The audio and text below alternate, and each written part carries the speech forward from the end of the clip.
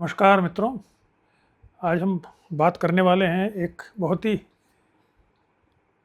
विचित्र पुस्तक के बारे में। विचित्र तो इस अर्थ में कि उसने जो भाषा काम में ली है वो बहुत ही, जिसे हम कहते हैं, बाजारू भाषा है कुछ हद तक। जैसे उसका टाइटल ये है, the subtle art of not giving a FCK।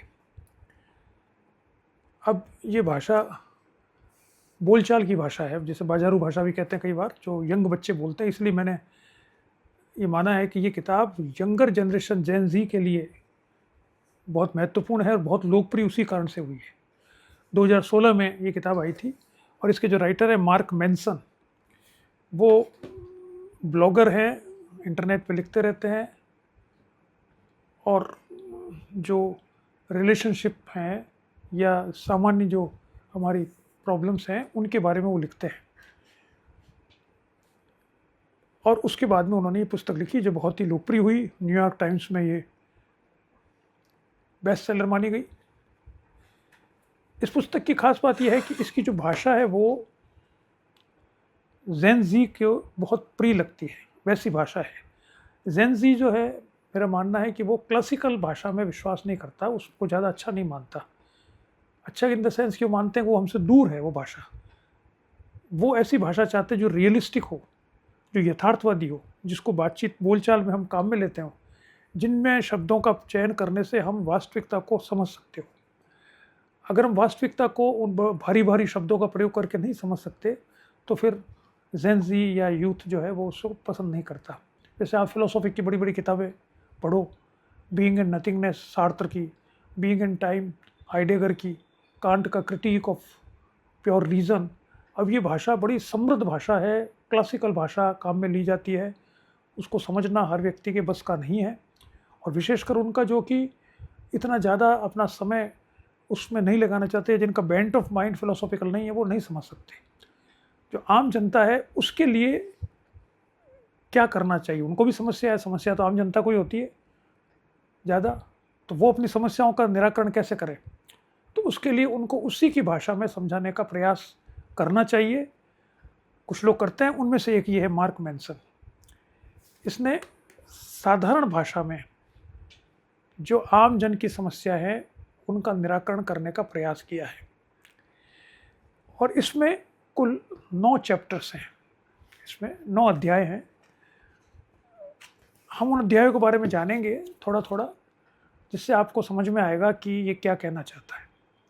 पहला अध्याय है डोंट ट्राई, प्रयास मत करो। अब इसका क्या मतलब है? इसका मतलब ये कि आज की जो दुनिया है, जो पूंजीवाद पर आधारित है और जिसमें हमेशा जोर दिया जाता है कि आगे बढ़ो आगे बढ़ो आगे बढ़ो, और उसके लिए ट्राई करो ट्राई करो ट्राई करो। आपने एक बार एग्ज़ाम दिया, 2 बार दिया, 6 बार दिया, देते रहो। आप बिजनेस में आए हो तो पैसा कमाओ कमाओ कमाओ, कमाते रहो। एक मकान बनाओ, 2 बनाओ, 6 बनाओ, यानी अपने को अपना विस्तार करते रहो। और विस्तार करते करते एक दिन ख़त्म हो जाओ। जैसे टॉल्स्टॉय की कहानी आपने पढ़ी होगी कि वो एक गांव के अंदर ये व्यवस्था थी कि कोई व्यक्ति बाहर से आया, उसने कहा कि उसको जो पता लगा इस गांव में मुफ्त में ज़मीन मिलती है, तो बेचारा गरीब किसान था, तो वो वहाँ पहुँच गया और कहा मुझे मुफ्त में ज़मीन चाहिए। तो उन्होंने कहा कि हमारी शर्त है एक, कि आपको ज़मीन मुफ्त में मिलेगी, लेकिन आप जितना पैदल चल के सूर्य आरंभ होता है उससे सूर्यास्त तक अगर आप वापस वहीं आ जाते हो, उस पॉइंट तक जिस पॉइंट से आप शुरू कर रहे हो, सूर्य उदय होने से आप शुरू करें अपनी जगह से चलना और सूर्यास्त तक वापस वहाँ आ जाए, तो वो जितनी जगह आपने कवर की है वो सारी आपकी हो जाएगी फ्री में। वो सोचता है बड़ा अच्छी बात है, तो चलना आरम्भ करता है। अब जैसा कि लालच होता है, वो थोड़ी दूर चलता है, फिर कहता है अभी तो और चल लूँगा, अभी तो और चल लूँगा। ये चलता जाता है, भूख प्यास से निढाल हो जाता है, पानी ख़त्म हो जाता है, बोतल भी फेंक देता है कि मेरे बाहर होगी। दौड़ता जाता, फिर सूरज ढलने लगता है तो सोचता है वापस पहुंच जाऊं, तो वापस दौड़ता है। दौड़ता दौड़ता वो जब जिस जगह से आरंभ हुआ था वहाँ पहुंचना चाहता है, उससे 2 मीटर दूर वो गिर के मर जाता है, क्योंकि उसकी लालच थी कि मैं ज़्यादा से ज़्यादा ज़मीन कब्जे कर लूँ। वो गांव वाले बाद में कहते हैं कि साहब हमने तो हमेशा ही देखा है, ये पहला व्यक्ति नहीं है, जो भी यहाँ आता है वो ऐसा ही करता है। क्यों करता है? वो ही इज़ ट्राइंग। जिसके बारे में इसने कहा है डोंट ट्राई। ये भाग दौड़, चीज़ें प्राप्त करने का प्रयास, पोजीशंस प्राप्त करने का प्रयास, धन प्राप्त करने का प्रयास, इवन मुक्ति प्राप्त करने का प्रयास कि मैं एनलाइटेंड हो जाऊँ उसके लिए प्रयास कर रहे हो, उसने कहा नहीं। कारण क्या है? इसने कहा आपके पास समय, एनर्जी दोनों कम है, पूरी नहीं है। बहुत जल्दी समय बीत जाएगा, आपको पता ही नहीं पड़ेगा, और एनर्जी कब ख़त्म हो जाएगी आपको मालूम नहीं पड़ेगा। इसलिए अपने आप को स्ट्रेच ना करें, सीमा में रहें, जो है उसी को देखें। बहुत ज़्यादा अपने आप को आगे बढ़ाने का प्रयास ना करें, ये सलाह दी है इसने युवाओं को। दूसरा अध्याय इसका एक हैप्पीनेस इज ए प्रॉब्लम, बड़े खूबसूरत शब्द है कि प्रसन्नता ही समस्या है। अब प्रसन्नता समस्या कैसे है, इसको थोड़ा ढंग से समझें हम। ये फिर इस समाज की स्थिति बन गई है आज के ज़माने की कि हर कोई मानता है कि प्रसन्नता ही प्राप्त करनी है, यही उद्देश्य है हमारे जीवन का। जैसे बुद्ध की बात अगर आपने मानी तो आप कहेंगे भाई जीवन दुख से भरा है, तो जब दुख से भरा है तो क्या करें? तो हम प्रसन्नता प्राप्त करें। साधारण आदमियों से बात करें तो वो कहते हैं यार खुश किस में होते हो वही काम करो, पैसा आने से होता है तो पैसा प्राप्त करो। कोई कहता नहीं पोजीशन आने से होता है तो पोजीशन प्राप्त करो।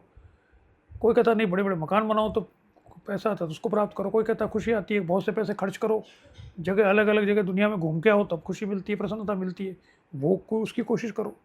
तो उसने कहा ये प्रसन्नता को प्राप्त करने के लिए आदमी पूरा जीवन अपना व्यर्थ करता है, इसलिए वही एक समस्या है। वास्तविक जीवन वो है जो दुख को, निराशा को, अप्रसन्नता को जैसी है वैसी स्वीकार कर लेता है, और तब वो ज़्यादा सुखी रहता है। जैसे प्रसन्नता के बारे में कहा गया कि it is happiness is like a butterfly.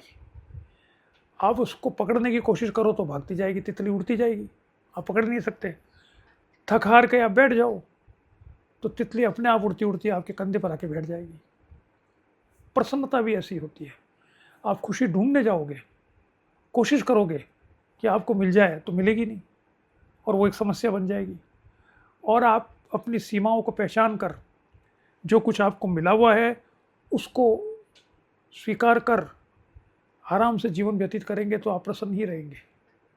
So happiness is a problem when you pursue it. जब आप उसकी प्रसन्नता को खोजने का प्रयास करते हैं तो वो एक समस्या है, लेकिन जब आप खोजने का प्रयास नहीं करते तब वो समस्या नहीं है, तब अपने आप प्रसन्न हो जाएंगे। तीसरा अध्याय इसका है वो है यू आर नॉट स्पेशल। एक बात बचपन से हमारे को बताई जाती है, हमारे माता पिता के द्वारा, हमारे शिक्षकों के द्वारा, हमारे पास पड़ोस के लोगों के द्वारा, अंकल आंटियों के द्वारा कि भाई तुम तो बहुत स्पेशल हो, और साहब ये चाइल्ड हमारा ये तो बहुत ही स्पेशल है। उससे बच्चे के मन में एक भ्रम पैदा हो जाता है कि वो चूँकि स्पेशल है, विशेष है, तो बाकी सबसे अलग नज़र आना चाहिए। तो ऐसे अलग तरह के कपड़े पहनूंगा, अलग तरह का खाना खाऊंगा, अलग तरह के नंबर आने चाहिए, मेरे को फर्स्ट क्लास फर्स्ट आना चाहिए डिपार्टमेंट में, क्लास में। तो वो चेष्टा करता है जिससे अपने आप को अलग महसूस कर सके और लोगों को महसूस करा सके। इसमें सारी समस्या है। तो उसने कहा पहले तो आप ये स्वीकार कर लें कि आप विशेष नहीं हैं। दुनिया में आपके जैसे हज़ारों लाखों लोग हैं, कोई भी विशेष नहीं है। एक अर्थ में तो सभी विशेष है, हर आदमी में कुछ यूनिकनेस होती है, वो विशेष है। दूसरे अर्थ में कोई भी विशेष नहीं, सारे एक जैसे ही है। तो आपको ये गलतफहमी पैदा नहीं होनी चाहिए जो बचपन से आपको कराई जा रही है, गलतफहमी कि आप विशिष्ट हैं। You are unique, you are not unique, you are not special, you are as good और as bad as your neighbour is. आप अच्छे बुरे वैसे ही हो जैसे कि पड़ोसी है या दूसरों के बच्चे हैं। आप शिक्षक हो तो वैसे ही जैसे और हज़ारों शिक्षक है, आप प्रशासक हो तो वैसे ही जैसे हज़ारों प्रशासक है, आप राजनीतिज्ञ हो तो वैसे ही जैसे हज़ारों राजनीतिज्ञ है। आप कोई विशेष नहीं हो। विशेषता समय से आती रहती जाती रहती है। आपको कोई पुरस्कार मिल गया तो कुछ समय के लिए आप विशेष हो गए, सब लोग दूसरे कहेंगे अरे भाई इसको पुरस्कार मिला है अपने क्षेत्र में। आपको कोई अच्छी पोजीशन मिल गई तो आप थोड़े दिन के लिए विशेष हो गए, कि आप सेक्रेटरीज में से होम सेक्रेटरी बन गए, फाइनेंस सेक्रेटरी बन गए तो बाकी सेक्रेटरी से ज़्यादा महत्वपूर्ण हो। आप पॉलिटिशियंस में चीफ मिनिस्टर बन गए, कोई मंत्री बन गए तो आप ज़्यादा विशेष हो। लेकिन वो कुछ समय के लिए है। वो विशेषता उस पद में है, आप में नहीं है। वो विशेषता उस धन में है, आप में नहीं है। वो विशेषता उस पुरस्कार में है, आप में नहीं है। So you are not unique. ये भाव जब आप स्वीकार कर लेंगे कि मैं कोई विशेष नहीं हूं, तो आपका जीवन ज़्यादा अच्छा कटेगा। चौथा अध्याय है the value of suffering. Buddha ने कहा है कि जीवन दुख से भरा है, सफरिंग से। अब आप सोचने लगे कि यार इससे बचे कैसे। हम सारा जीवन इसमें निकाल देते हैं कि दुख से बचे कैसे, और अंत तक हम बच नहीं पाते। बुद्ध ने भी रास्ता बताया, और भी लोग रास्ता बताते हैं, लेकिन हम बच नहीं पाते। ये कहता है कि सफरिंग की एक अपना मूल्य होता है, दुख का अपना एक मूल्य है। उससे बहुत सी बातें आदमी सीखता है। कुछ तो प्रत्यक्ष सीखता है, कुछ अप्रत्यक्ष सीखता है। दुख में आपको मालूम पड़ता है आपके सच्चे मित्र कौन है। दुख में आपको मालूम पड़ता है कि पैसा कितना काम आता है। दुख में आपको मालूम पड़ता है कि आपने लोगों के साथ जो व्यवहार किया है, उस व्यवहार का प्रतिफल आपको कैसा मिल रहा है। दुख से मालूम पड़ता है कि आप में क्या कमी है। दुख से बहुत सी चीज़ें रिवील होती है, बहुत सी चीज़ें मालूम पड़ती है। तो उन बातों को स्वीकार करें और उससे सीखें, समझें, वो उसका मूल्य है। So there is a value in suffering. दुख कोई ऐसा नहीं है जिससे कि आप छुटकारा पाना चाहें सिर्फ, वो तो आप पा नहीं सकते, क्योंकि वो आपके हाथ में नहीं है। दुख आपके हाथ में नहीं है, सुख और दुख दोनों ही आपके हाथ में नहीं है। वो तो बाह्य वस्तुओं पर है आधारित। तो बाह्य वस्तुएं आपके हाथ में तो है नहीं। आप तो खुद को नियंत्रित कर सकते हो, दूसरों को तो कर नहीं सकते।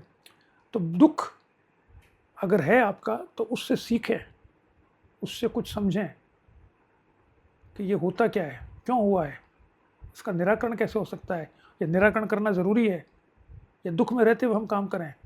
जो बड़े बड़े आर्टिस्ट हुए हैं, लेखक हुए हैं, पोइट्स हुए हैं, वो तो दुख में ही रहे और दुख में ही उन्होंने क्रिएटिविटी क्रिएट करी। तो उसके उन्होंने समझा कि इस दुख का उपयोग किया जाए। लोग जेलों में रहकर किताबें लिखते हैं, कईयों ने लिखी, कईयों ने जेलों को अनुभव में किताब लिखी। डॉस्टोयेवस्की के जो इतना बड़ा राइटर है, उसने जो किताब लिखी क्राइम एंड पनिशमेंट, वो तो उसके जो खुद का जेल का जीवन था उस पर आधारित किताब है। कई लोग हैं, नेहरू जी ने जेल में रहते हुए किताबें लिखी, ग्लिम्पसेस ऑफ वर्ल्ड हिस्ट्री। तो दुख होते हुए भी उसका उपयोग कैसे किया जाए, ये ज़्यादा महत्वपूर्ण है। दुख को हटाना इतना महत्वपूर्ण नहीं है जितना दुख का उपयोग कैसे किया जाए, उसका मूल्य समझा जाए और उसका उपयोग अपने लिए किया जाए, वो ज़्यादा महत्वपूर्ण है। पांचवा अध्याय है यू आर ऑलवेज चूजिंग। देखिए, कई बार लोग कहते हैं साहब मैं तो कुछ कर नहीं रहा हूँ, ये तो अपना आप हो रहा है, ये भाग्य से होगा। ये लेखक कहता है ऐसा नहीं है। आप हमेशा कुछ न कुछ चूज करते रहते हो। आपका हर निर्णय कुछ चीज़ों को आपकी तरफ आकर्षित करता है, कुछ चीज़ों को आपसे बाहर करता है। कुछ आपका हर निर्णय का कुछ न कुछ प्रतिफल होता है, कुछ लाभप्रद होता है, कुछ आपके खिलाफ होता है। तो आप मनुष्य होने के नाते आपके पास चॉइसलेस होना ये संभव नहीं है। वो आध्यात्मिक क्षेत्र में है, जैसा जय कृष्णमूर्ति कहता है चॉइसलेस अवेयरनेस, वो तो आध्यात्मिक क्षेत्र है। जो नॉर्मल व्यक्ति है, जो साधारण व्यक्ति है, जो दिन रात अपने बेचारे घर पर गृहस्थी में फंसा हुआ है, उसको तो हर क्षण कुछ न कुछ चुनाव करना पड़ता है, कोई न कोई चीज़ चुननी पड़ती है। तो आप निरंतर चुनाव कर रहे हैं और इसलिए आप हमेशा सतर्क रहें कि आप क्या चुनाव कर रहे हैं। आप ये कहकर हट नहीं सकते, अपने आप को अलग नहीं कर सकते और मैं चुनाव थोड़ी कर रहा हूँ, तो अपना आप ही हो रहा है, मेरी परिस्थिति ऐसी है जो उधर ले जा रही है। नहीं, आप हर परिस्थिति में परिवर्तित कर सकते हो। आप हर परिस्थिति के अनुसार अपना चुनाव कर सकते हो। आप परिस्थितियों को बदल सकते हो। आप अपने दायित्व से छुटकारा नहीं पा सकते कि जो आप काम कर रहे हैं उसका दायित्व, आप उसके परिणामों का दायित्व आप पर है, क्योंकि आप हर क्षण कुछ न कुछ चुनाव कर रहे हो। ये ध्यान रखें और इसको ध्यान में रखकर आप चुनाव करते समय जितनी क्षमता से, जितने चातुर्य से, जितने विवेकीकृत तरीके से चुनाव कर सकते हो, करने का प्रयास करना चाहिए। छठा अध्याय उसका यह है you are wrong about everything bracket में लिखा है बट सो एम आई। उसने अपनी स्टोरी लिखी है इसमें कि मैं बचपन में था तो मेरे को जो कुछ बातें समझ में नहीं आती थी तो मैं समझता दुनिया ऐसे होती है। जैसे उसने कहा मीडियोकर, तो मैं सोचा मीडियोकर कोई सब्जी होती है, मुझे पता ही नहीं था मीडियोकर का मतलब क्या है। जब मुझे कहते मीडियोकर तो मैं सोचता मैंने मीडियोकर कोई खाया नहीं है। तो जो बचपन में होते हैं वो समझते नहीं हम शब्दों को, तो हम गलत, बाद में मालूम पड़ता है कि हम गलत समझते थे। तो उसने कहा जो मैच्योर मेंशन था, आज प्रेजेंट डे मेंशन, जो उसका नाम है mention, present day mention when things then he think that what ever past mention was wrong. आज मैं सोचता हूँ कि पहले जो कुछ मैंने किया वो गलत किया या गलत सोचा, आने वाले भविष्य में जब मैं होऊंगा तब मैं आज जो कर रहा हूँ हो सकता है वो गलत मालूम पड़े। इसलिए जीवन में आप ये ध्यान रखिए कि दुखी होने की आवश्यकता नहीं है, न तो पास्ट के बारे में सोचना चाहिए कि आपने जो किया सही किया गलत किया, और न फ्यूचर के बारे में सोचना चाहिए कि आप जो करेंगे वो सही करेंगे गलत करेंगे, क्योंकि हर आदमी हर समय गलत ही होता है। आज वो सही लग रहा है, आज से 10 साल पहले वही बात गलत लग रही थी, या आज से 10 साल आने वाले 10 साल बाद बहुत अच्छी वही बात गलत लगेगी। हो सकता है आज की शुरू में मोबाइल आए थे तो बड़ा गलत लगा था, मोबाइल का कोई काम नहीं लेगा, इससे पता नहीं क्या होगा, इसमें तो करंट आते हैं, इसमें से रेडिएशन निकलते हैं और बच्चों को नहीं देना चाहिए। अब पिछले 10-15 साल में धीरे धीरे सब ने एक्सेप्ट कर लिया भाई मोबाइल तो होगा। अब सिर्फ इतना ही है कि भाई कितनी देर देखे कितनी देर नहीं देखे, we have to accept it as part of our life. 15 साल पहले ऐसा नहीं था, जब नई नई चीज़ आई थी तब ऐसा नहीं था। कोई भी नई चीज़ आती है उसके बारे में एकदम से हम सोचते हैं अरे ये गलत है। फ्रिज आया था तो फ्रिज के बारे में सोचा जाता और इसके अंदर जो ठंडा होगा उससे पता नहीं क्या टीबी हो जाएगी, उसमें लोग बड़े डरते थे टीबी से। एसी लगाने से डरते थे कि एसी की जो हवाएं आएगी उससे टीबी हो जाती है, और टीबी बहुत बड़ी बीमारी होती थी। धीरे धीरे आज उसके बारे में कोई बात नहीं करता। उस समय हम गलत थे या आज गलत हैं पता नहीं, क्यों आगे वाला भविष्य बताएगा कौन गलत था। तो गलत और सही समय के अनुसार परिवर्तित होते रहते हैं, और हर व्यक्ति कभी न कभी गलत होता है। वो आज जो निर्णय ले रहा है उसको आज सही लग रहा है, भविष्य में उसको वही निर्णय गलत लगेगा। आज हम बहुत से पुराने समय के जो बचपन में या यंग एज में जो हमने निर्णय लिए वो हमें आज गलत लग रहे हैं, हो सकता है भविष्य में वो सही लगे या गलत लगे। So you are wrong about everything and so am I. 7वां इसका अध्याय है failure is the way forward. बड़ा महत्वपूर्ण है। पराजय प्राप्त करने से मनुष्य समाप्त नहीं होता। जो कहा गया है कि आदमी हारता जब है जब वो प्रयास करना बंद कर देता है। हारना वो नहीं है कि आप किसी कॉम्पिटिटिव एग्ज़ाम में हार गए, आप कहीं और हार गए, आप फेल हो गए, उससे आप अयोग्य घोषित नहीं हो सकते। आप अयोग्य घोषित तब होंगे जब आप प्रयास करना बंद कर देंगे। लेकिन इसको आप ध्यान रखें, जो पहला उसने कहा डोंट ट्राई, उससे कंफ्यूज ना करें। पहला चैप्टर डोंट ट्राई तो था कि आप ओवर ट्राई ना करें, अपनी क्षमताओं से बाहर जाकर कोशिश करना प्रयास ना करें। इसमें यह है कि विदिन क्षमताएं आपकी जो है उसमें आप प्रयास करते रहें, और उसमें आप फेल होते रहे तो कोई बात नहीं, क्योंकि फेलियर ही आपको सिखाता है कि पास कैसे होंगे। असफलता ही बताती है कि सफलता का रास्ता क्या है। जैसे जो वैज्ञानिक थे उन्होंने 2000 तरह के प्रयोग किए और सब में वो प्रयोग में असफल हुए। तो उसके एडिसन के बारे में कहा जाता है, तो उसके असिस्टेंट ने कहा कि सर हमने 2000 प्रयोग किए तो हमने इतना समय नष्ट कर दिया। तो उसने कहा समय का नष्ट कर दिया, हमको मालूम पड़ गया कि ये 2000 तरीके से ये काम नहीं हो सकता, वरना हमको मालूम ही कैसे पड़ता। तो असफलता हमें सिखाती है कि सफलता का रास्ता कौन सा है। 8वां अध्याय इसका है the importance of saying no. ये महत्वपूर्ण है, इस पर पूरी किताब है जिस पर शायद मैंने चर्चा की है, नहीं तो और कर लेंगे। Don't say yes when you want to say no, किताब का शीर्षक है ये। 70s में बहुत पॉपुलर किताब थी ये। Don't say yes when you want to say no, ये किताब है। Herbert Fernstein PhD and Jean Baer. Don't say yes when you want to say no. जीवन में नो कहना बहुत ज़रूरी है। क्या होता है कि हमारी क्षमताएं सीमित हैं, हमारा समय सीमित है, हमारा उद्देश्य सीमित है जीवन का, और हम डिस्ट्रैक्ट हो जाते हैं लिहाज में दूसरों के साथ चले गए। आज आपको पढ़ाई करनी है, दूसरे ने कहा यार IPL के टिकट मिल रहे हैं फ्री में, चलो, तो आप उधर चले गए। 3 घंटे खराब हो गए आपके।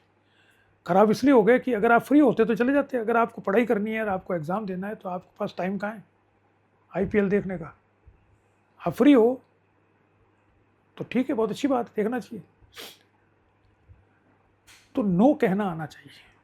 नो कहना किसको? मित्रों को, सहपाठियों को, माँ बाप को, पत्नी को, बच्चे को, पड़ोसी को, सबको।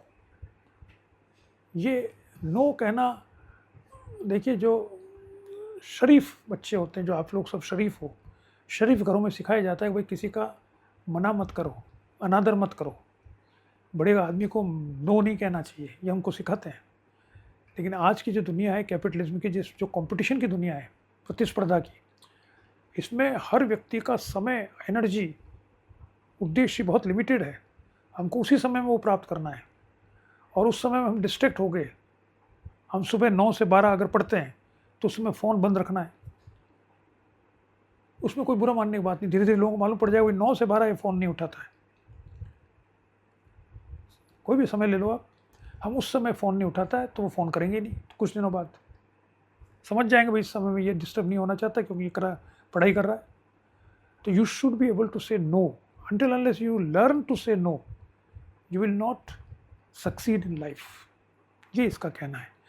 और अंतिम चैप्टर है इसका, एंड देन यू डाई। फिर आप अंत में मरोगे। तो कहता है मृत्यु को हमेशा ध्यान रखें।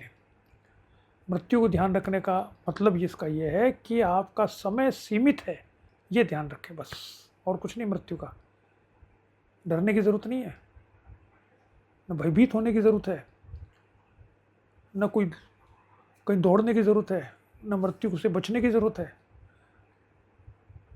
सिर्फ हमारे दिमाग में प्रति पल ये रहना चाहिए कि हमारा समय इस धरती पर सीमित है और उसमें ही हमें काम करना है। अगर हमने उसमें काम नहीं किया तो समय तो निकल जाएगा। मृत्यु तो आनी है, सबकी आनी है। तो मृत्यु के सेज पर जब हम सो रहे हो, उस समय हम जब पूरा, ऐसा कहा जाता है कि पूरा जीवन आपके सामने से गुजरता है, तब आपको अफसोस नहीं होना चाहिए कि भाई कुछ मिला मेरे को, कुछ नहीं मिला, लेकिन मैंने प्रयास सब में किया अपनी क्षमता के अनुसार। मैंने अपने जीवन को सही प्रकार से जिया। जो काम मुझे सौंपे गए वो मैंने पूरे किए। जो काम अपनी मैंने इच्छा से करना चाहता था उनको मैंने पूरा किया। मैंने जहाँ जहाँ जो करना चाहता था वो सब प्रयास किए। सफलता असफलता भगवान के हाथ में होती है, बहुत से फैक्टर्स उसमें हाथ में होती है, वो मेरे हाथ में नहीं थी। उसमें मैं क्लेम नहीं कर सकता, लेकिन काम करने में तो क्लेम कर ही सकता हूँ। तो ये इसके 9 अध्याय हैं जिसके कारण से ये पुस्तक जेन ज़ी में बहुत लोकप्रिय है। आपको पढ़नी चाहिए, बहुत सरल भाषा में है, मज़ेदार भाषा है, वार्तालाप है इसमें, चुटकुले हैं इसमें, और बहुत सिंपल इंग्लिश है। मैंने बताया ना, बोलचाल की भाषा है जिसको आप पढ़ सकते हैं, समझ सकते हैं। तो आपको पढ़ना चाहिए, समझना चाहिए, अगर आप जीवन में आगे बढ़ना चाहते हैं तो। ठीक है।